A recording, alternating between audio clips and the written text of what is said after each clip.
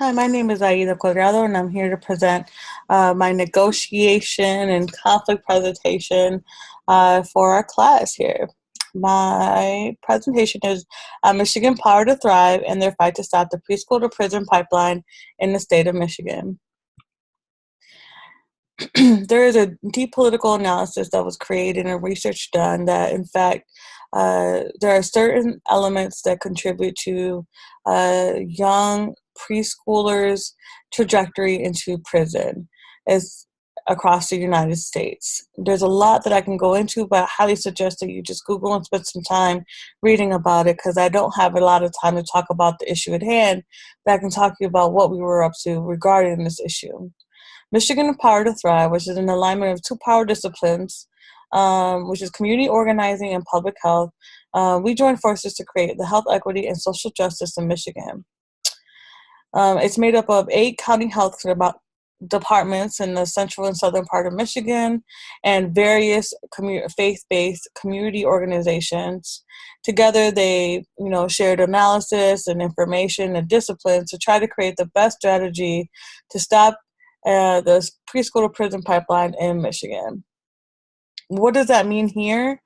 So Michigan Power to Thrive entered in negotiations with elected officials to support school readiness and third grade reading proficiencies, starting in the earliest years of life by providing state funds for early on for infants and toddlers with developmental delays and disabilities, increased funding for parent coaching and home visiting. These programs would equip parents to be their child's first and best teacher, allowing families to remain eligible for child care subsidies for up to 1 year, and even if their income rises, and increasing child care reimbursement rates. All of these things contribute to income in the household. It contributes to best care for developmental delays in people with disabilities, and it also creates an opportunity for families to receive some kind of state funding in return at the end of the year.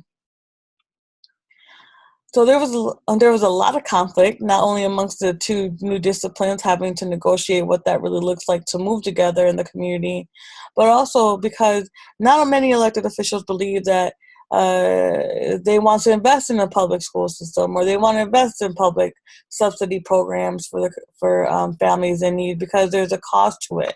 And there has been this huge ideology movement since the 80s to kind of demonize those who require some kind of government subsidy and or some kind of tax return. There was many behaviors that went into it, but I want to focus mostly on who had the influence over others. And what we did was we met with each elected official, both on the Senate and House of Representatives side, and we brought in most impacted people to share their stories. And it's through them sharing their stories to these elected officials that I feel really helped move the strategy forward and create an opportunity for conversation. But then there were some times in that communication, we did different kinds of communication, maybe writing campaigns, calls, meeting requests, petitions, newspapers. Most of those were just meeting in person and conversations. Now, the conflict management, luckily, I had a colleague and I who were able to move these conversations and create a messaging that really worked for elected officials to really connect what we were doing. And we did our conflict managing, again, through writing campaigns, calls, meeting requests, petition, newspapers, so that the elected official were having clear educational pieces around what we were trying to do. There was a lot that went into the negotiation process. We had to prepare weeks ahead of time for each single meeting that we had for each elected official. And we would meet 2 weeks before, and we would prep the day before, the day of the actual meeting, to make sure that everybody was clear on their roles and what we were trying to get out of the meeting, and where there was space to negotiate.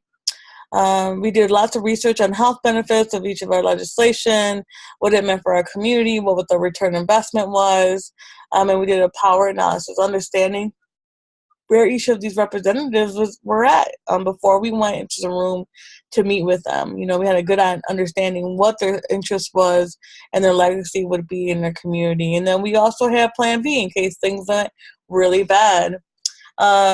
Moving quickly through this because I only have 7 minutes, what leadership skills did individuals exhibit? You know, luckily we had experts at our table from both the public health field, and we also had experts from the community organizing field to really help us move through the negotiation process and conflict management, including myself and my colleague. And luckily, we were able to meet all the needs of our elected officials and the most impacted. I always have said that it's those who are mostly impacted by issue who are the real experts of what the policy impact is on their community or on themselves or on their family.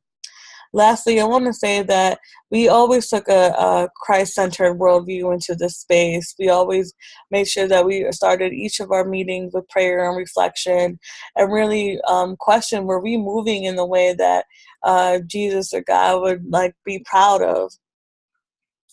And unfortunately, there was like a counter response. You know, sometimes congressmen feel there are many congressmen who felt like the cost outweighed the health benefits for their own constituencies, even though I feel like working for the poor and supporting the poor is one of our biggest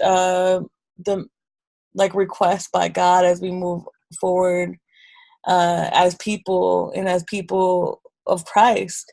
And unfortunately, some congressmen felt like it wasn't worth the investment. Unfortunately, some of our policies in the past, but I know for a fact that for each dollar they would have spent on any of those issues that I read earlier, there would have been a $16 return investment, right?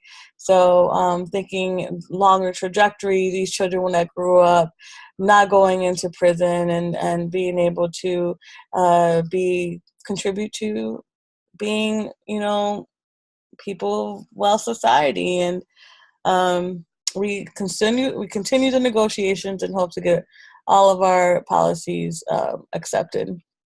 Thank you for watching, and I hope you enjoyed.